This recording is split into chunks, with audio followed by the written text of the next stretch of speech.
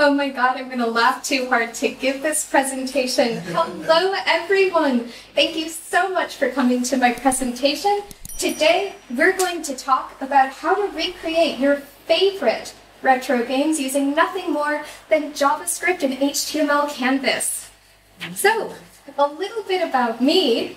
I've got kind of a weird background. So 3 years ago, I came to Japan to do a master's degree in history at the University of Tokyo, where I studied Cold War spies in Japan. If you're bored, feel free to ask me questions after this presentation. Not during it, please. After I graduated, I ended up leading digital marketing at a small Tokyo tech startup that we're actually standing in right now. And right now I'm aiming to be a software engineer, and I am having a really good time building things with React, Material UI because I have a very basic sense of design, and C# with Unity, kind of like what Sarah just presented on. So, I just introduced making games with JavaScript and HTML canvas, but what kind of games can you build? Surprisingly complex ones. Back in 2015, a software engineer ended up recreating Link's Awakening entirely in JavaScript and HTML and CSS. He used jQuery, so it's a bit more complex than what I want to get into today. So, what we're going to build is this really cute, lacking collisions, glorious top-down 2D RPG in the style of Zelda. I also had to switch all of the sprites from Zelda sprites to this, so apologies, just imagine Zelda in your mind. So, when it comes to building JavaScript and HTML canvas games, what you're going to see immediately pop up are these frameworks online, and these most popular frameworks are Phaser3, Pixie.js, Melon.js, Kiwi.js. There's a lot of them, and they're really useful for making complex games that look really good in your browser. However, today, we are not using these. We do not want it to be complex, and we do not want it to look good. The reason that I'm not using these is, one, I want you to understand not just the how of what you're doing, but also the why. Also, I want you to have a really easy time setting it up. Back 2 years ago, I tried to use Phaser. I knew nothing about programming, and setting it up was a complete nightmare for me. Finally, my computer's really old. I don't know how much she can take, so we're going to go easy on her today. So, we are going to cover today 5 different aspects of a game in the browser. Building your first environment, making your hero move, using sprites and sprite sheets to make it look almost as good as if you're using a framework, implementing collisions, and then also creating a basic form of interactivity. So, let's get right into it. Let's create our first environment. What do we need to do? Well, first, we need to set up HTML canvas. So, if you were following along with me on your computer, I would ask you to create 2 files, an index.html file and a game.js file. And I would have you link to that game.js file inside of your index.html. We're going to be making no more files. This is literally all you need to get started. As I said, very simple.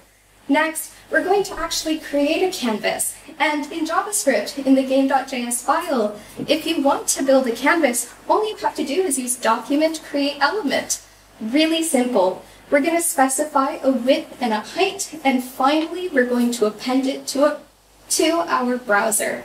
So really easy stuff. Next, this is the most important part of working with HTML canvas, because if you don't do this, nothing's going to show up. You need to create a context variable, and we're going to set this context variable to 2D, because our canvas wants to know, do we want to build something 3-dimensional or something 2-dimensional? Today, just 2D. This context is going to allow us to actually draw on the canvas. And now, how do we make a good-looking environment? Because right now, you would just see a blank white space. Well, you're just going to find an image you like. It could be anything. It could be like a photo of New York. Genuinely choose what you like. Please don't steal from any artists. There's a lot of free resources out there like opengameart.org. And once you choose your favorite image, just create an assets folder alongside your index.html and your game.js to store all of the images that you're going to be using. So, when you want to actually make this image that you've chosen appear, it's actually a really simple process. All you're going to want to do is you're going to want to first create a new image. I've just called it here on line 13 background image because straightforward, simple. You're going to want to create a background ready variable and set it to false. Now this is going to be set to true on load, and I'm going to explain why this is important in just a moment. So, our load image is going to be the function that actually brings these images to life in your browser. So basically, if our background ready is true, if our image is loaded, then we are going to use something called context.drawImage to actually draw it onto the canvas. Finally, and this is the last bit of major setup we're going to be doing, you're going to want to create a game loop function that is going to be loading your image repeatedly using requestAnimationFrame. You are also going to call your loadImage function inside of it. So, I've been saying drawImage, I've been using it alongside context, but what actually is drawImage when it comes to HTML canvas? Well, there's two explanations actually, and we're going to be using both of them. So this simple explanation is, drawImage is what you want to draw on the canvas, and where on the canvas you want to draw it.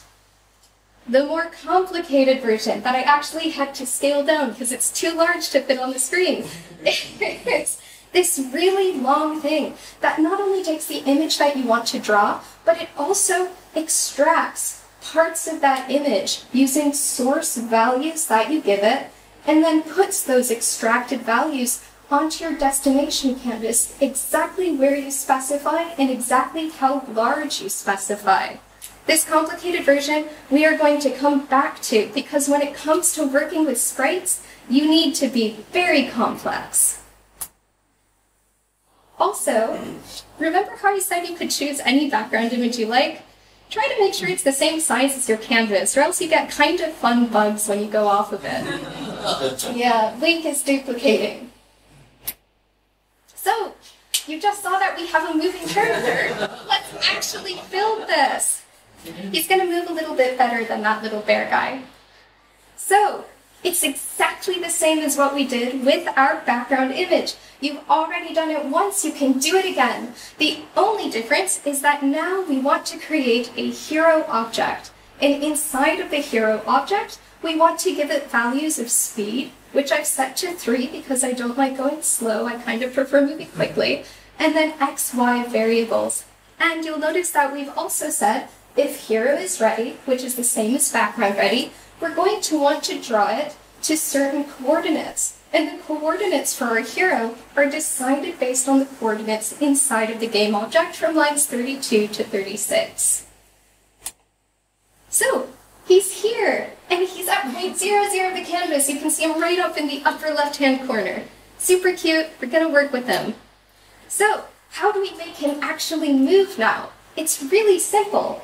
All we have to do is create an empty object that we can call keys down, or whatever you'd like, and then we want to create event listeners for certain actions. So the first is a key down listener, which is going to check for if a user is pressing a button on your laptop or computer, and the next is a key up, which listens for when our user releases that. If you're pressing on a key, it's going to be added to the object, and as soon as you release that key, we delete it. So really, really, really simple. Now, it looks scary, there's a lot of code, but I promise you it's very easy. What we're going to want to do is create a move hero function that actually acts on this. So, you'll see in the first line, lines 70 through 75, this first if statement. Basically what we're doing here is we're checking for if a person is pressing the up arrow key. And if they are pressing the up arrow key, then we're going to call this function move character, and we're going to feed it these kind of mysterious numbers. Don't worry, I'm going to explain that. Basically, our move character is what actually makes a character move, like you'd imagine given the name. And you'll see that what it's taking in on line 95 looks kind of complex. In fact, these delta x and delta y, all they do is make sure that our hero is going to move at a steady pace, regardless of frame rate. And once we've created our move character function that's being called inside of our move hero function, we can just call move hero, our overall function, on line 110 inside of our game loop. And now this is what's going to make our hero actually move. And look, Link can move wherever he wants on the screen. And also maybe he can move a little bit too much on the screen. But before we get into collisions, I want to talk about sprites and sprite sheets, because right now I've been using Link, which does not belong to me as much as I love him. So we're going to use our own heroes. So remember how I said we need that complicated version of draw image to work with a sprite sheet? This is it again. We're going to be giving it these source variables that are going to tell us what sprite we want to draw and where we want to put it on our canvas. If you don't use source variables, then your entire sprite sheet is going to appear on the screen, which is kind of cool, but I don't think we want that. So, what are the basics of a sprite sheet? First of all, a sprite sheet, as you'll notice, is this one image file, and inside of it, it has basically each step of an animation drawn out. And you can actually use these different steps by specifying values on either an X or Y grid. The real values that you're going to put in to access these images are based on whatever sprite sheet you're using, so it's going to change. So the sprite sheet that I want to use, as you might have seen before, is this. I think he's super cute. He's 16 pixels wide and he's 32 pixels tall, so let's keep that in mind. So, our X value, as you might notice, our horizontal grid, is going to be our position in the walk cycle, whereas our Y value is going to decide what direction our hero is facing. Keep this in mind, it's going to be very important very soon. So, in practice, if I want to load the hero image, and I want to get to the very first position, and I just want to get something that's 16 pixels wide, 32 pixels tall, and I want to just put it to the first position on my destination canvas at the same size, I would do a very long function like line 1, and I would get this result. If I want to move more through the walk cycle, so on the X grid, then all I have to do is actually increase the X value that I'm giving to draw image. So you'll notice that in number 2, it's not 0, it's 16, because we're starting at 16 pixels. Now, if I want to move down, rather than through the walk cycle, if I want to change direction, all I have to do is change the Y variable to 32, because he's 32 pixels tall, right? This is scary. This really scared me when I was first learning, so don't worry about it. Basically, these are your results from these functions. So, a lot of code has just appeared here. We're going to start with the pink box, and we're going to create a walk cycle, which is an array that holds values. Can anyone guess if the walk cycle is the X or Y grid? Sarah, you yelled at me. Sarah, do you have an answer? You're perfect, yes. This is going to be what we feed as our X value because we're moving along the horizontal grid to different positions in the walk cycle. We're just going to have walk index 0 because we want to start at the beginning of the array. Next, remember how draw image wants a source width and a source height. We can just define those in variables on line 72 and 73, so that way we don't have to rewrite it every single time. We want to make things easy for ourselves. You can basically ignore everything else except for the red box, which is basically everything else. And in the red box, we're defining a function called drawFrame, which is a simplification of our drawImage call. So basically, all you need to give draw frame, you don't need to give it a hero image because we've already defined that in the function. All we have to give it is which X frame we want, which is going to be 1 for, like, let's say 0 to 16, 2 for 16 to 32, and so on. And we have to give it a Y frame, which is exactly the same. It's just a number that's multiplied by the width or the height of our sprite. And then we're going to define where we want to put it on our canvas. It's that simple, and it's going to make your code so much easier for you to read if you choose to follow this. Next, we're going to create that's depressing. I guess that my computer just decided it didn't want to keep presenting. We're going to be creating a variable next. That should not be too bad.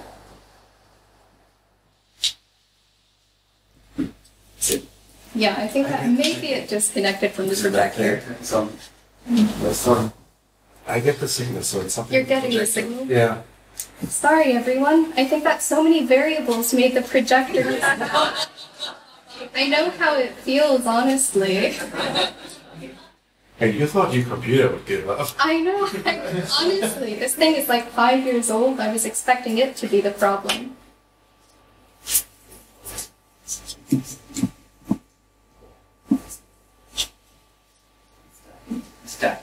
It's starting? Yay! Everyone in the audience, if anyone were to go boo, then I would feel like I understand. Yay!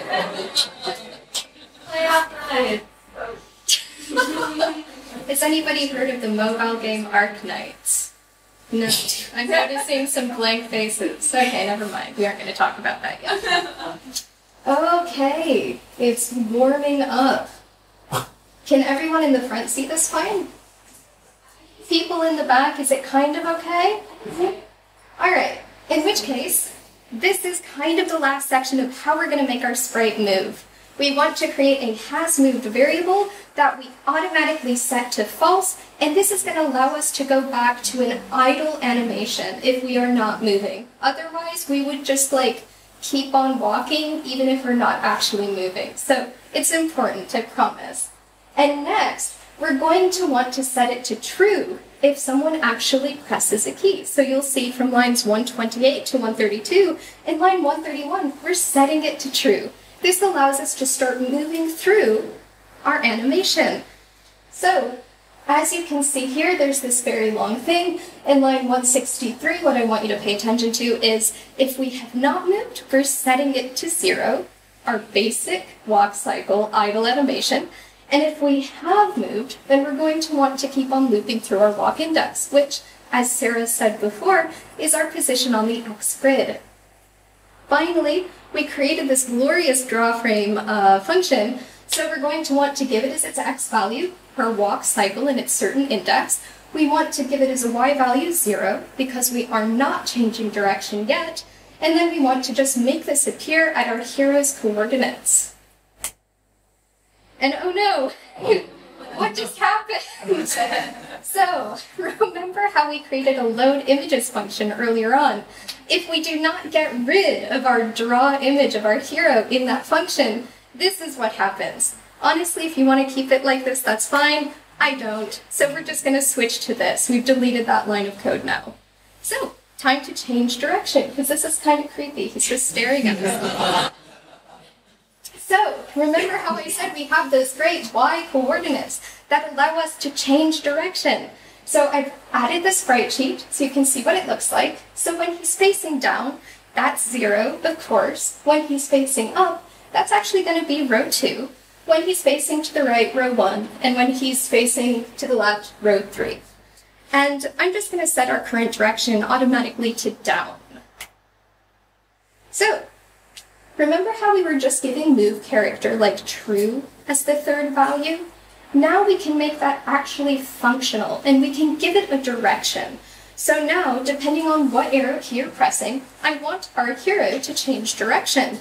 And inside of our moveChar function, it already sets the hero's current direction to whatever the third value we give move character. So we don't need to worry anymore.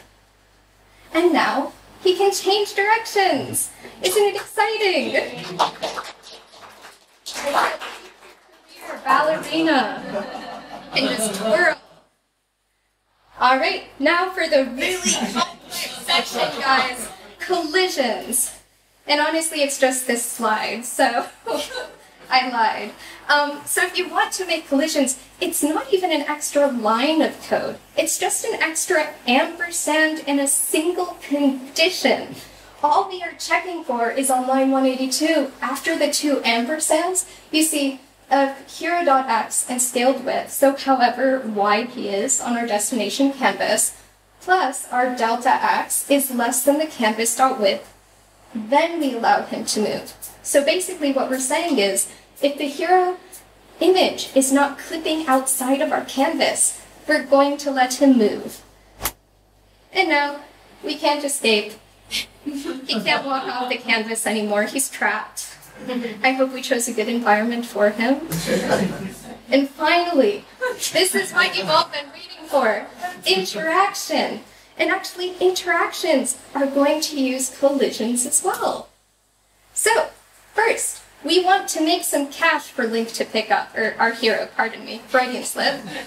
So, we need to create a rupee image, and all that is just gold, basically, except it's a gem. It's really pretty.